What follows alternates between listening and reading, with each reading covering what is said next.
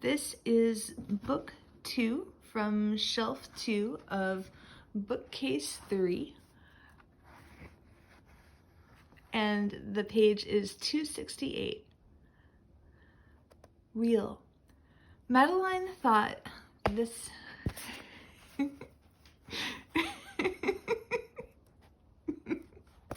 Madeline thought this approach was ideal. Guards from the prison had been involved in the riot and were sure to have been injured. No one would know if they had been attended to yet or not.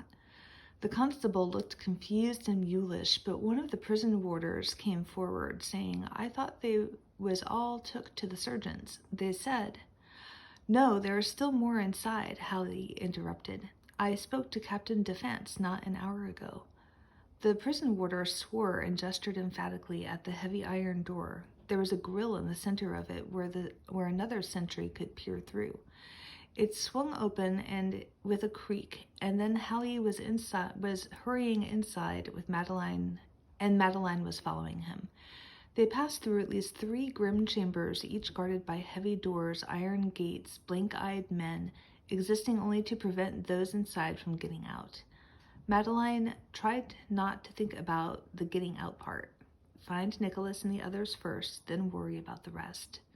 The next iron-bound door opened into a tiny gray-walled court, little more than a shaft to let in light and air. Then another door opened for them, and she knew that from the thick odor of carbolic that they were passing into the prison infirmary. It was a high stone-walled chamber with a vaulted ceiling overhead, with still visible oval patches of newer stone high on the walls where windows had been filled in long ago. The further end was walled off by wooden partitions, but the beds in the 2 long rows nearest them seemed to be mostly occupied by constables or warders.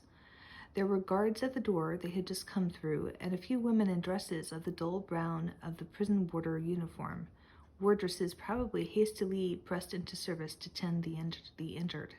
From the shape and size of the place, it had probably once been an old chapel. Madeline saw another door at the opposite end that would lead further into the prison interior. Then she spotted a man who must be the infirmarian, a stoop-shouldered young man with a frazzled... This was, again, book 2 of shelf 2 of bookcase 3,